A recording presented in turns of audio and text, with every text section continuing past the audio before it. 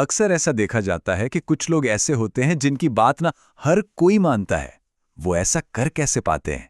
क्या ये कोई जादू है? जरा सोचिए, मोहल्ले में वो कोई एक ऐसा इंसान होता है जिसके पीछे सारे बच्चे घूमते हैं, या फिर वो स्टूडेंट जो टीचर को भी अपनी बातों से मना लेता है।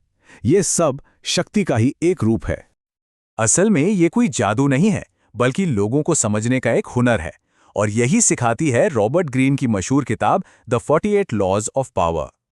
जी हाँ, ये किताब शक्ति के पूरे 48 नियम बताती है। और ये नियम इतने विवादास्पद हैं, इतने कंट्रोवर्शियल हैं कि दुनिया की कुछ जेलों में तो इस किताब पर बैन भी लगा हुआ है। तो चलिए देखते हैं कि इसमें आखिर ऐसा है क्या। तो आज की इस चर्चा में हम 5 पड़ाव से गुजरेंगे। सबसे पहले शक्ति का असली मतलब समझेंगे, फिर अपनी छवि पर कैसे कंट्रोल करें ये सीखेंगे। इसके बाद लोगों को जीतने की कला पर बात होगी, कुछ चालाक रणनीतियों को भी समझेंगे, और आखिर में जानेंगे कि इस शक्ति का सही इस्तेमाल कैसे करें। तो देखिए, किताब के हिसाब से शक्ति का मतलब है सोशल डायनामिक्स को समझकर अपने लक्ष्य हासिल करना। मिसाल के तौर पर किसी को सीधे सीधे मना करने के बजाय ये समझाना कि कोई चीज़ उनके लिए भी कैसे फायदेमंद हो सकती है, ज़्यादा असरदार होता है। मतलब टकराव से बचो और स्ट्रैटेजी से काम लो। शक्ति की पहली सीढ़ी है अपनी छवि पर नियंत्रण।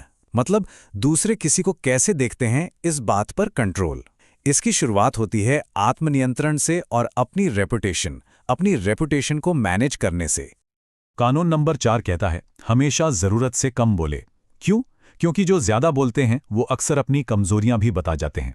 कम बोलने से कोई इंसान ज़्यादा रहस्यमयी और शक्तिशाली लगता है, और लोग उसकी बातों को ज़्यादा गंभीरता से भी लेते हैं।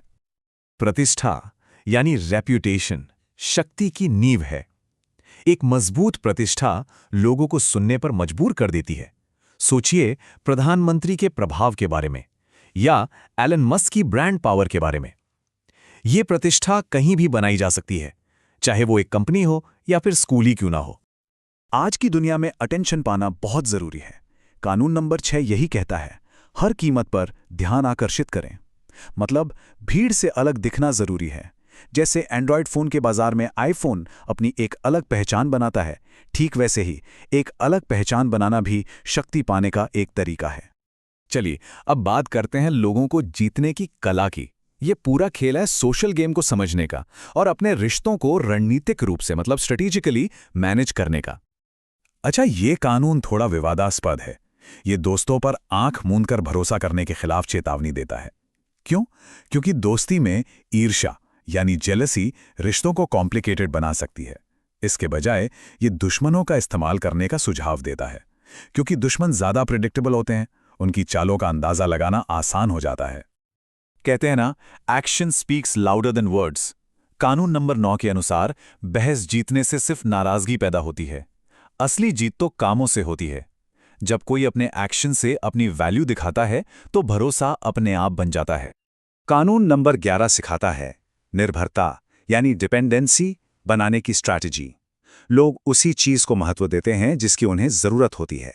जब कोई किसी ऐसे हुनर में महारत हासिल कर लेता है जिसकी दूसरों को जरूरत है, तो वो उस पर निर्भर हो जाते हैं, और यहीं से शक्ति का जन्म होता है।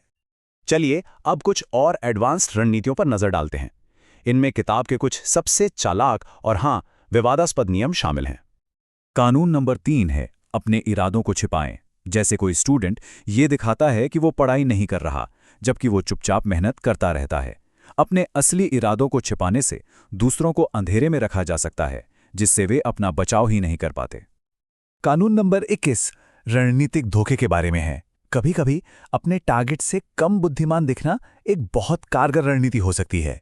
जब उन्हें लगता है कि वो ज्यादा स्मार्ट हैं, तो वो लापरवाह हो जाते हैं, और उनके इसी ओवर कॉन्फिडेंस का फायदा उठाकर उन्हें हराया जा सकता है। कानून नंबर 31 है ऑप्शंस को कंट्रोल करने के बारे में। किसी को ऐसा ऑप्शन देना जो सही लगे, लेकिन असल में हर नतीजे से फायदा आपका ही हो। जैसे ये पूछना, हमें मूवी देखने चलना चाहिए या डिनर के लिए? और यही इस कानून का सार है। असली कंट्रोल तब होता है जब दूसरों को लगता है कि फैसला वो ले रहे हैं, जबकि असल में वो आपकी तय की हुई सीमाओं के अंदर ही खेल रहे होते हैं। तो इन सब बातों का मतलब क्या है? इन्हें सिर्फ हेर फेर करने यानी मैनिपुलेशन के नियमों की तरह नहीं देखना चाहिए, बल्कि ये दुनिया की चाल को समझने के लिए एक टूल किट की तरह है। तो सबसे ज़रूरी बात यह है, ये किताब ये समझने में मदद करती है कि दुनिया चलती कैसे है। ये उन रणनीतियों को सामने लाती है जिनका इस्तेमाल शायद दूसरे कर रहे हों। ये सिखाती है कि हर कोई आगे निकलने की कोशिश में है, और इस खेल के बारे में जागरूक होना, अवेयर होना अपने आप में एक बहुत बड़ी शक्ति है। लेकिन शायद सबसे महत्वपूर्ण सबक ये है कि लंबे समय की सफलता के लिए ईमानदारी और सत्यनिष्ठा यानी इंटेग्रिटी बेहद ज़रूरी है। हाँ, किताब में चालाक रणनीतियों की बात है, पर असली और स्थायी सफलता हमेशा विश्वास पर ही बनती है। ये ज्ञान एक शक्तिशाली उपकरण है, एक पावरफुल टूल है। अब सवाल यह है कि इसका इस्तेमाल कैसे किया जाना चाहिए।